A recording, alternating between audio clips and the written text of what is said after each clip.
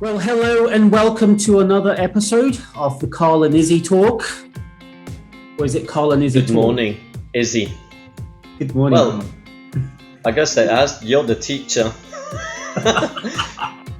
Is it Carl and Izzy Talk? Is it a noun, Carl and Izzy Talk? Or Carl and Izzy... No, Carl and Izzy Talks would be the noun. And Carl and Izzy Talk... Well, then it would, I guess it would have to be then the Carl and Izzy Talk, if it were a noun. The Carl and Izzy Talk, yeah. The Carl and Izzy Talk Show. Because... Talk show is a bit of a stretch. And tonight's special guest, a Chelsea fan who for some reason believes that he's going to win the European Champions League. This is the inside of a Chelsea fan's head that you're looking at. Yeah. If you ask them any questions about where the money came from, especially, like, yeah, okay, Chelsea, they're a good team, they've got some decent players. Where did the money come from, though, to buy it? This is the answer. Nobody knows. We have a magical tree at Stamford a Russian money tree. But to be 100% honest with everyone, I've never used this shirt. It was in my drawer, like at the bottom of everything. And I thought, you know what, just for fun, I'm going to put it on. But I don't follow football anymore. I know they're in the final, but I used to be a huge football fan, like fanatic, stadiums, we call them here in Brazil, organized football supporter thing. What do you have anything? Hooligans. Yeah, hooligans. Yeah, well, they are organized football fans. Hey, I know I've got a great idea. Why don't we all go down to the stadium this afternoon and watch the game? I mean, what else do you need to organize if it's not a massive fight? You have set yourself up for this, but it's interesting that you told two lies. One of them being using a verb which I think is fairly innocuous. Like, I've never used this shirt. I mean, wear would be better, right? Like, used it for what? To strangle an Arsenal fan. And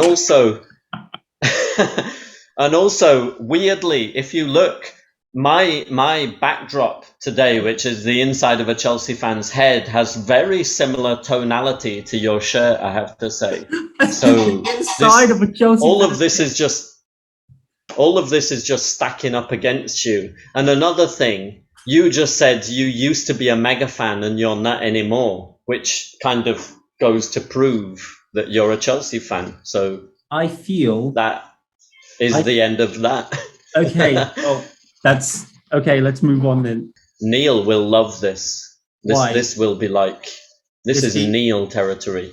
Is he? Because who does he support? I think he might be an Arsenal fan, and if he's not, then who's Arsenal? Is that a football team? Arsenal. Never heard of it. Are they popular? Yeah. Have they won anything? Well, they were. Not so much these days.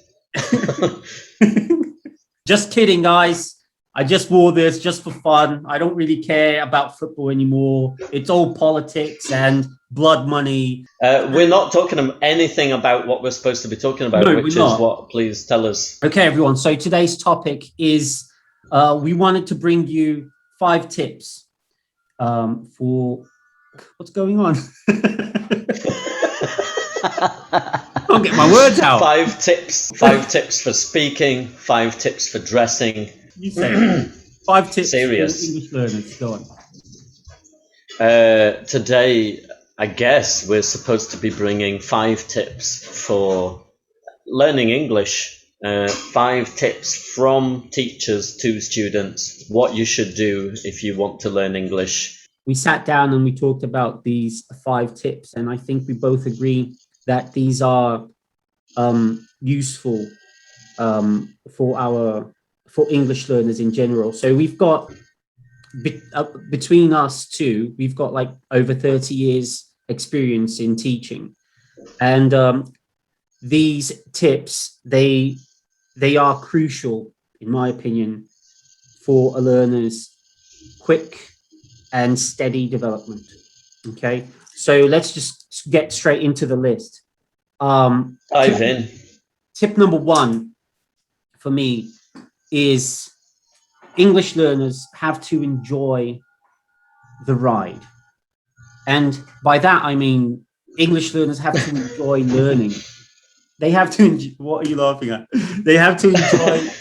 That's not an English school that's mobile, by the way, just in case anybody was confused. Yeah, enjoy I mean, that's ride. a great business idea. Get on the bus. You could Let's make learn English. the English bus. You could make a lot of money in the countryside of Brazil with that idea, by the way. Let's do it. Let's do it. Yeah, I mean, I'm up for anything. Anybody here want to invest? We're taking investments. They used to put a library bus on in some places, and they would drive books around to people that didn't have access to a library because they were too far out into the countryside. So a mobile English school, that kind of has a nice ring to it. It does, Maybe yeah. you can come up with a clever name. I'll try. Like English Wheels or something like that. You know, that was a stupid one, but just to get you going. Thank you. Yeah, I'll try and come up with something better than that. I'll try. Enjoy the metaphorical ride that is learning English. Yeah, well, that's precisely it. I think we have the tendency to believe that we're going to be happy when the journey ends, but in fact, like, we're happy during the journey, and I think that's where happiness is. That's where the enjoyment is, you know. And I don't think it's possible to learn a new language if you don't enjoy the language, and you have to enjoy the process of learning. You have to, like, every time you learn something new, you feel watching something and you understand a new word and you think, oh wow, that is so cool. You have to find pleasure in those small moments. So teach yourself to enjoy the ride of learning English. Would you agree with that? Completely. Yeah, no, definitely. And I think it's cool that you talked about that, because you basically just annihilated the thought process of probably about 25 million Brazilians out there that hate English but have to learn it because of their job or whatever. Mm-hmm. So I don't disagree with you at all. I think that this piece of advice, this tip, works even for those people. And interesting that you said at the end, which I would have said if you hadn't have said it, which was teach yourself to enjoy it. Find a way. If you hate English, find a way to like it. Yeah. Find a TV show. Find a brilliant podcast about just two cool dudes who kind of get together and talk about stuff. Whatever it takes is basically, for me, the adage here, the expression, the title. You have to find a way to like English, even if you don't, because it will make the process not just lighter and easier, but also more effective, definitely. Absolutely. When you're not enjoying yourself, you don't put in the effort. You easily lose focus of your objectives. And yeah, definitely, you have to enjoy yourself and find ways to enjoy the process of learning a new language. I don't imagine a person who's studying English using Mauro Vegara's method, for example, as having a great time. He's got an annoying voice, his English is stupid, and I don't imagine that he's got some kind of magic methodology to help you to be the best English speaker ever. You might go to CNA, or you might go to, I mean, there's a myriad of factors. There's a lot of different various kind of reasons why a person would or wouldn't enjoy doing it. So I don't know, but I think then everything comes back to what you said when you finished your tip giving, which was teach yourself to enjoy it. Yeah. Whatever you're doing, wherever you're studying, you have to find a way, and that's the full stop for me on that one. You mentioned Mairo Verdala. I don't even know his name. I don't know if it's Mairo or Mario. I don't know. But obviously, in my personal opinion, you can't enjoy those sort of classes. First of all, you don't practice. You don't talk to anyone. You're only listening and learning online. So you're not actually having a conversation. If you're not producing conversation, you're not producing language, how can you tell if you're developing or not? And if you can't tell if you're actually learning how to speak, you don't see the results. And human beings are driven by results. If you don't see any result, you give up. So, in my opinion, it doesn't work. You need to practice your English. You need to have conversations with people. You need to socialize and really communicate. If you do that, you see the results, you see your development, you can keep yourself motivated. So that brings me to the second point, which is, and I'll try and make sense of this. Trust your teacher. But in order to trust your teacher, you need to choose the right teacher.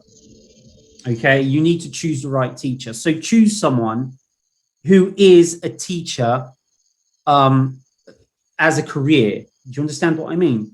Like he's not just teaching one or two classes because he needs some extra money. No, find a specialized teacher who does this as his career and trust what he says or she says. Trust what they say. If your teacher says, look, this is the best way for you to go, then trust him, but choose the right teacher. That's the second tip for me. What do you think? I think that it makes perfect sense what you said, and I agree with it totally. The teacher-student relationship is a kind of, that's historical, that the best teachers will make the best students if the students are kind of open to being made into the best teachers, and those best students also become the best teachers in the end anyway. But that's a difficult process that involves research, and it involves maybe sometimes having the knowledge to say, well, this isn't working for me, even though I've only done like 3 classes with this person. I know that it's not going to work, and just moving on to the next one. And I think the problem there is when you go to certain types of courses, like Minds, for example, where they have different teachers could be teaching you every different class, that's... Oh, really? Oh, yeah. Their methodology is that you have a kind of freedom in the way that you book your class, and that means then there's a freedom in the way that you get allocated a teacher. And that's why those types of courses, they only function in the sense of preparing a person with a basic knowledge to then go on and study English. Mm-hmm. They have this learn English in 18 months type of deal. No one can learn anything in 18 months. No. Anything. No. And let's say if I could build in a tip here that's not really a tip, it's a piece of advice and instruction. Don't ever presume that learning a language is just a simple thing that you do because you need to or because you want to or whatever. It's a study. It's something that you have to study.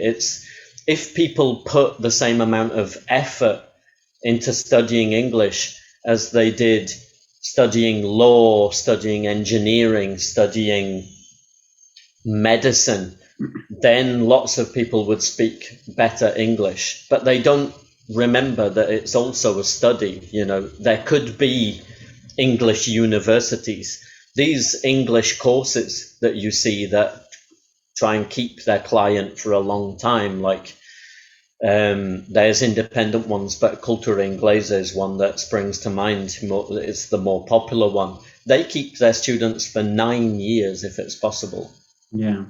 Now, it's possible that you need all of those 9 years to learn the language to a decent structural point so that you can go off into the world and turn yourself into a fluent speaker. So Yeah, we actually do. Sorry, go on.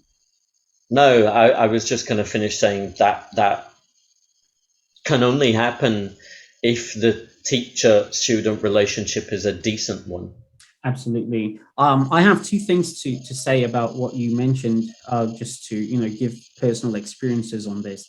I remember when I was doing my Cambridge certification, one of the debates I had with my tutor was precisely that. I believe that there can only be an effective linguistic development when you have a sort of relationship of trust with your student. So they need to feel comfortable in your presence. They need to feel they trust what you're saying and so on. And obviously, I mean, as a teacher, you have to earn that trust. But also a lot of that comes from the student. You have, as a student, as a learner, you have to be open to trust your teacher. So I remember one of the debates I had with her was that she came up with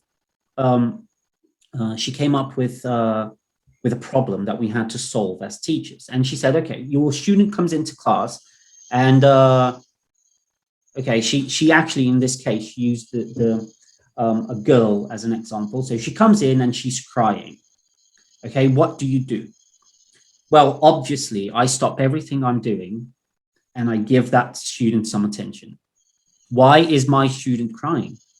I want to know. If she doesn't want to tell me, Gossip. that's fine. Yeah, well, if she doesn't want to tell me, that's fine. I don't want to get involved in something that she doesn't want to open up, but I will stop everything that I'm doing, give some attention. Do you want to talk? Do you want to go outside? Is everything okay? Can I help you in anything? And give her that attention. I was refuted by this tutor who said that, and she tried to she said that it's none of my business. As a teacher, I should maintain a student-teacher relationship, and if that student is crying, I should just leave her alone. And if I feel that the need, even ask her to leave. I would never do that. I mean, where in the world? Why would you? Where's the trust in that?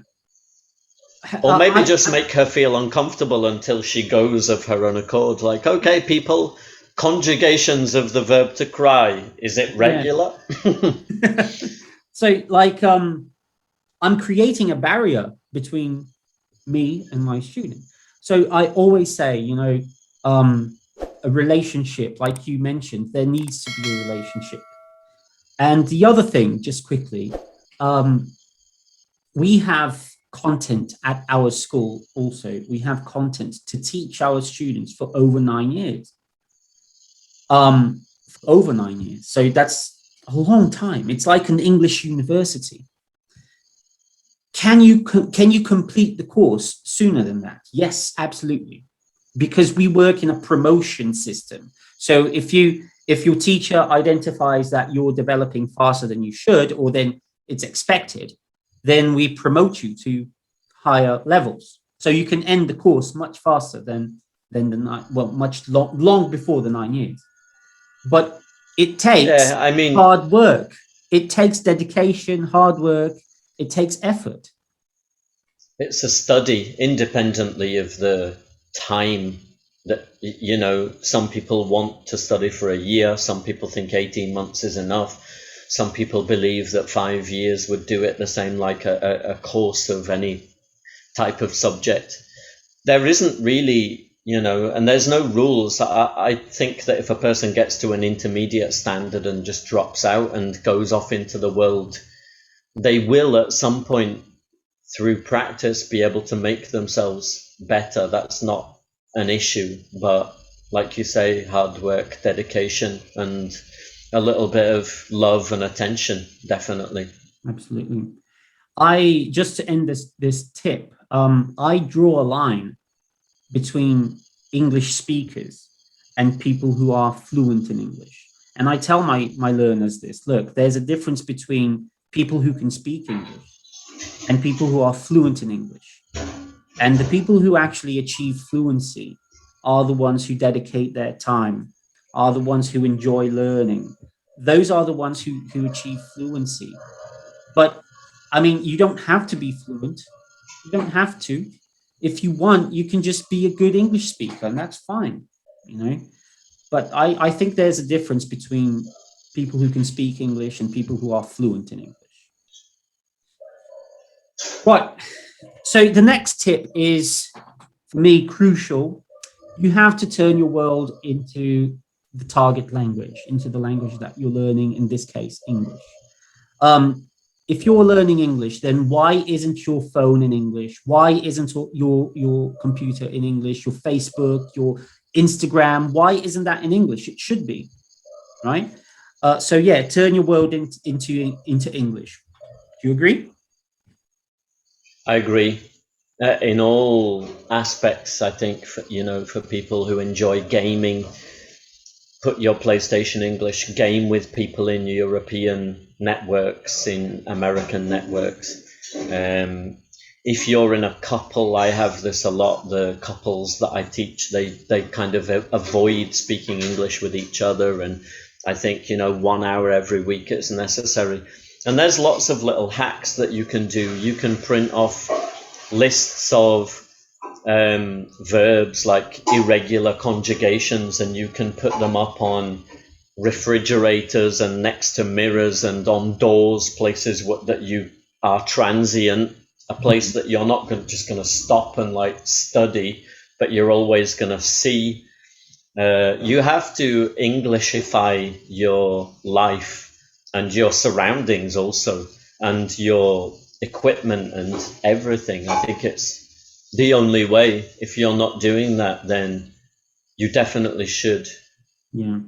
I think mainly because the best way to learn English, undeniably, is through immersion, right? I mean, the best way to learn is through immersion. If you can't be immersed in an English-speaking country, then you have to transform your world, your life, into English. Right. What's your next tip, baby? Next tip is get acquainted with the culture. I find it a lot easier when students understand the culture of the language they're learning. And this is interesting because, when you're learning Italian, for example, it's a lot easier to understand the concept of the language if you understand the culture. And the Italian culture is very rich, isn't it? I mean, there's so much to the language that's involved, that's directly connected to the culture, and vice versa. And I think English is the same. In my personal opinion, you cannot learn a language if you don't have a minimal understanding of the culture, and vice versa, because they're connected. Tell me something about English culture. Do we like to take a shower? I've heard that we've done that. Some don't. So I believe that you have to understand a little bit of the culture and get acquainted with it. I think it helps. It really does, because well, that's it, really. That's all I have to say about that. Just get acquainted with the culture. Just don't ask me why. Trust your teacher. All roads lead back. Yeah, but I definitely agree. I think and one of the reasons why is because it will enrich. It will enrich and definitely various aspects, not necessarily grammatically, but definitely your vocabulary can only be based on that substance, if you like. So that would be a reason why. Definitely, I agree. The last tip on the list is possibly controversial. I don't know how you'd react to this, but I always tell my students. Good. I love controversy. Yeah, I've noticed. I often tell my students to stop translating, and they always react the same way. but what do you mean stop translating? If I don't translate, I won't understand. And I tell them, well, there's a difference between translating and interpreting. And it's ideal that you learn to interpret and not translate, because more often than not, you're going to be talking to a native speaker and they're going to use words that you've never heard before. So you can't translate those words because you've never heard them, but you need to interpret the message. You need to interpret what's going on, not only through the words, but through the context, facial expressions, gestures. So learn to interpret and not only translate. Okay. I mean, this is a controversial one. I've read reports that completely disagree with you.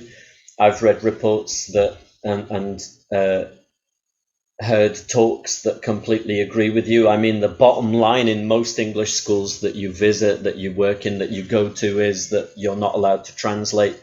There are some methodologies out there where they use translation, and they are methodologies that seem to have the least amount of good results. I won't mention any names since I'm probably already going to receive a couple of lawsuits after this goes live. From Chelsea. But yeah, I think, you know, we have this thing called mother tongue parroting. This is kind of an interesting, and adults do this, and it's kind of like, okay, so you teach them like mobile or cellular phone, and then they're kind of like, cellular, and then you're like, cable, cable, and then they're like, cable, fio, and you're like, glasses, a pair of glasses, and then they're like, oculus, pa. And this kind of work is just turning your brain into a squishy puddle of nothingness, because you're not helping to reinforce the synapses that you need to create motor influence on your language as opposed to memorical influence. That's fundamental. This is the old kind of, I had a dream in English kind of thing that sometimes your students like, teacher, I dreamt in English for the first time. This is a great moment. This is the moment that your motor brain is starting to accept the language as something that really belongs to you. And that's impossible with this type of translation. Now, having said that, this for me is very age biased, this idea, because if you're a child, prepubescent, even if you're a teenager, you don't have enough Portuguese or enough of your mother language to affect what you're learning, which means you can go without translation easily. But if you're an adult, and I say time and age biased because the older you get, the more of your mother language you have to get in the way, the more you will find yourself leaning towards translation. And I'm sorry to disagree with you at this moment, but if translation works for that person at this moment, it has to be considered, especially going back to the, like, find a way to enjoy what you're doing. You know, I've had some more kind of old age pensioner students in my time where they're like beyond 60, 65. And for them, it was great being able to like translate and see when the word was completely different because it was Germanic, and very similar because it was Latin. And, that's a false cognate. And that only comes from translation. And that was the way that they found that worked for them. So I think that this is a double-edged sword, definitely, this concept, you know. Well, you're always welcome to disagree. I think that's what makes us brainstorm ideas and consider our own opinions. Let me rephrase the tip then, because I tend to go the same way that you expose your idea. I think very similarly to you. When I say stop translating, I actually mean the chronic translation. You know those students who translate every single word. And if they don't, there's a blockage. They block and they don't know what to do. That's the chronic translation that should be stopped. But making assimilations with your mother tongue is natural. And I think it's useful. And I think you must use that tool inside the classroom with your learners. Obviously, that's time sensitive depending on classes and so on. I mean, we have to accept that there might be people who are studying at home. But I think that there's other investigations that you can do before you translate, like brutally. You could draw pictures, you can do mind maps. There are all ways to not just revise, but also to investigate. Because if I were to write rain on a whiteboard and get people to think of other ideas, then at some point in time, someone's going to say, "Teacher, how do you say guarda-chuva in English?" And then the word is already like translated, but translated in the right direction instead of the wrong direction. But you're right. That depends a lot on the situation, the students, who it is, and how much time you do have. Yeah, I agree. Yeah. But that's it. I mean, at the end of the day, the question is, does translation harm the acquiring of a new language, a second language? And the answer is definitively no, because those languages are always going to have to learn to live in peace and harmony. I mean, easier if you're here because there's lots of space for you to roll around in. But if you were in a Manchester United fan's head, for example, there'd be more, more going on. So those two languages would have to learn to rub shoulders, is what I want to say. So that's the point.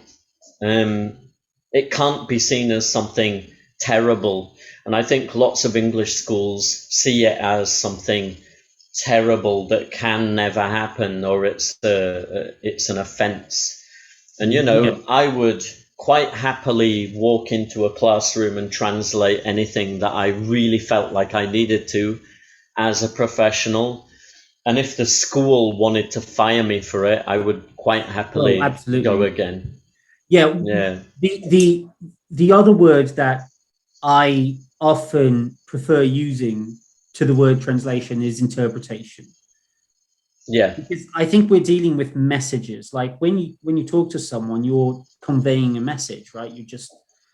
You're sending a message, and the receiver has to interpret that message. And interpretation, especially when you think that a lot of words in the English language have no translation in Portuguese. There's just no translation. And vice versa. Like we have the word saudade, which simply doesn't exist in English, which is the feeling you get of missing someone. We have a specific noun for that expresses the feeling of when you miss someone, right? And I think it's important for us to learn to interpret over translating. But is translation the evil enemy that you should always avoid? No, absolutely not. As you said, like there are moments when it's a tool that you need to use, and it's useful. It's very useful. But if you overuse it, like you said at the beginning of this tip, there are schools whose methodology is based on translation. And when you base your learning on translation, I think the risk is that you're going to create a tendency to chronically translate everything you hear instead of interpreting it. But definitely use translation as a tool, but watch out for overusage. Right. Very good. So just go over them quickly. Number 1, enjoy the ride. Number 2, trust your teacher. Number 3, turn your world into English. Number 4, get acquainted with the culture. Number 5, stop translating. And number 6, Chelsea fans have nothing in their head. I mean, that's not really a tip, though, is it? That's just a sound bite. Just a statement. And I would hate to say that they have nothing. I mean, they're people after all. But I think you'd hate to say it, and you've said it like 10 times. Oh, you said two. Well, you said 2 lies already. So why can't I say one? And also, like, the inference of this being the whole headspace. I mean, this is the footballing brain of a Chelsea fan, because well, that's too big. That's too big of a space. Should be a bit. Well, small. it's empty. That's what I was talking about there. But I mean, it's too vast. It doesn't make sense. It's all stupid, and I said all of it for a joke. So if anybody's watching this or listening to it in any point in the future, then back me up. You can hate me because I'm a Manchester United fan. You can send me like hate mail or whatever. It's really fine by me, but it was just a joke. All of it. No, it wasn't. Or most of it. He was trying to offend you, and I think you should back me up. Right. Well, okay. I had a great time once again. I hope this was useful. And anything you want to say to sign off? Normally I have so much to say, but today I feel like I've already said too much. So probably it's better if I just wish Chelsea well on their Champions League adventure. Leave your hate down here in the comments. And just thank you so much for watching, everyone. We will see you in the next episode. We'll see you in the next podcast, which may or may not be about anything interesting. See you guys next time. Thank you. Bye.